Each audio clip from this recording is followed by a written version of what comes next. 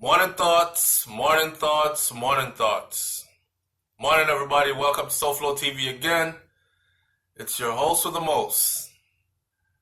I'm very relaxed this morning, I got some good sleep, and we're going to talk a little bit about two things. One, I just came from a site on Instagram, right? First of all, let me say, big up to all the people who are going out to work this morning. Make sure you go out there and have a very productive, progressive day, right? Enjoy your day. Be good to each other and be good to yourself, right? All right. So I just came from over, I believe it's the Tropics on Instagram.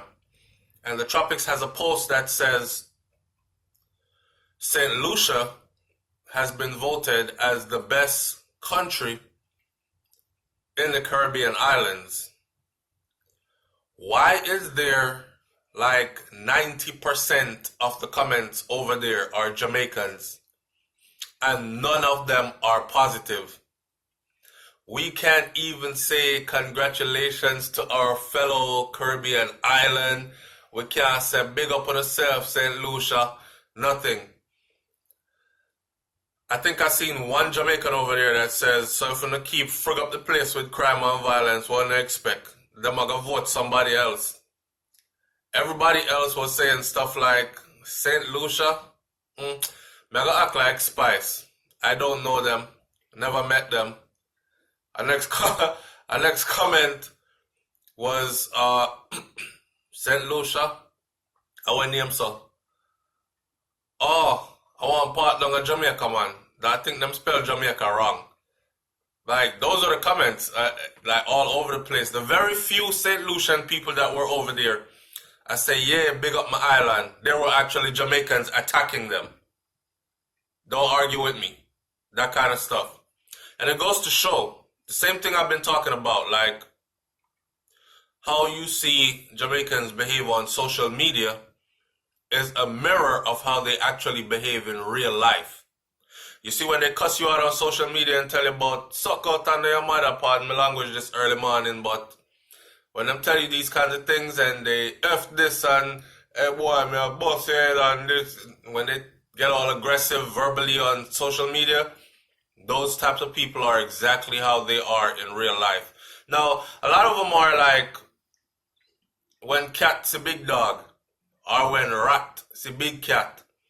In real life, they won't bust a grape in a fruit fight, but on social media, they're the baddest thing. And I keep trying to tell my Jamaican people that it makes us look bad. There would be nothing wrong if we just said big up to St. Lucia, because that's what I'm saying right now.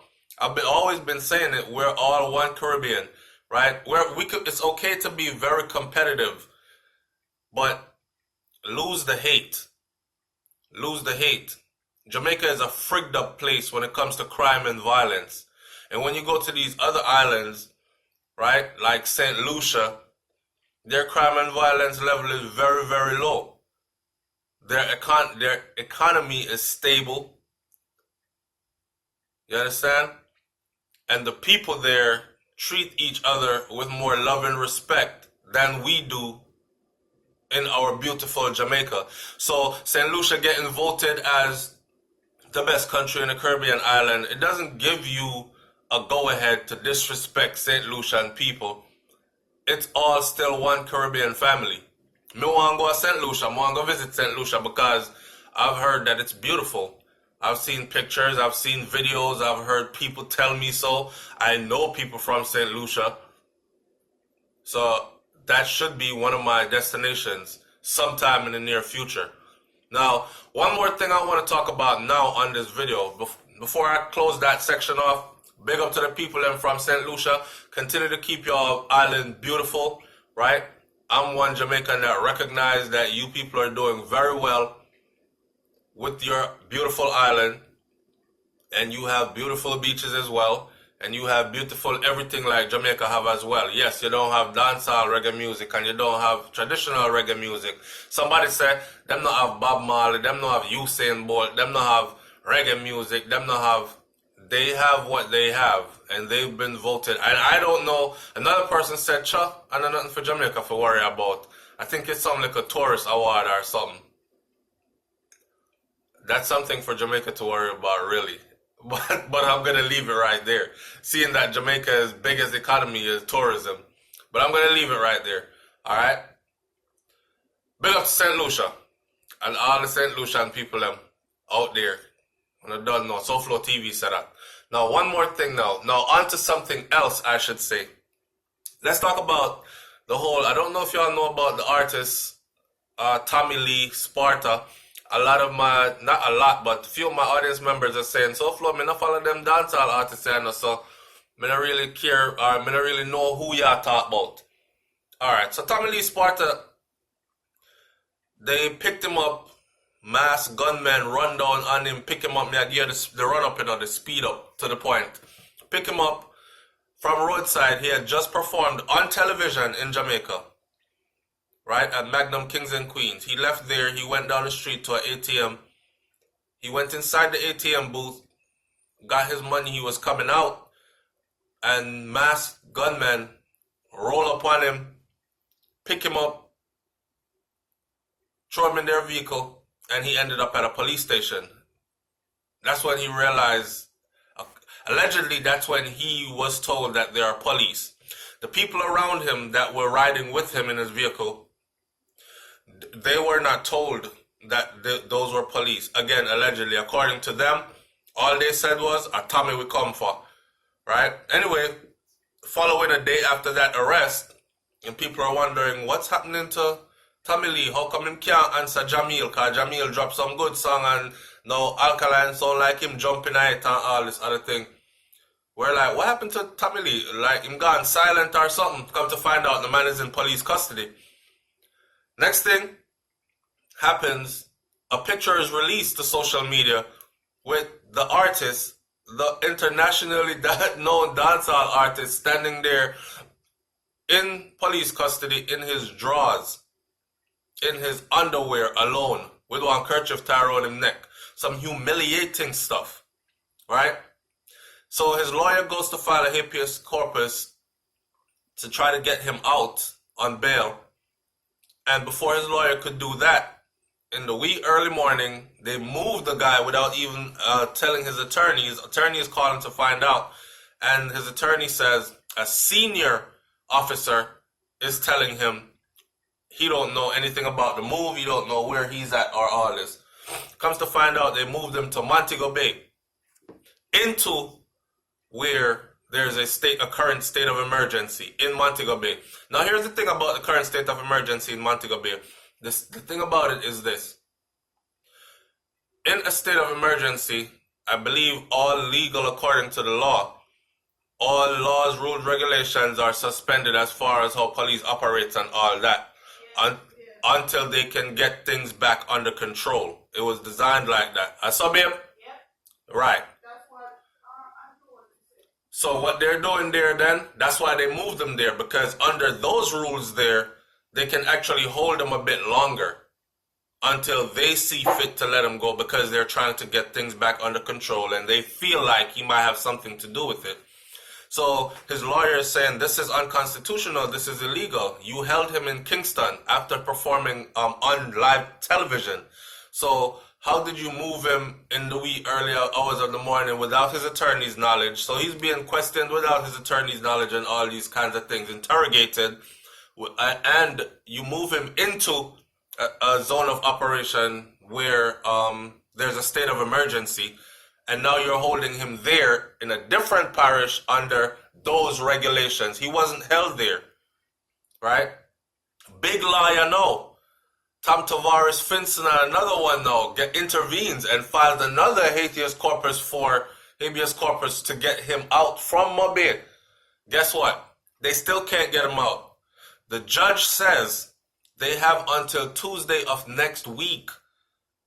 The police has until Tuesday of next week. JCF, Jamaica Constabulary Force, is given until Tuesday of next week, to tell her why they arrested him. Now, this is the thing that I'm talking about Jamaica, how it's so backward. They picked the man up from Sunday. Today is Tuesday.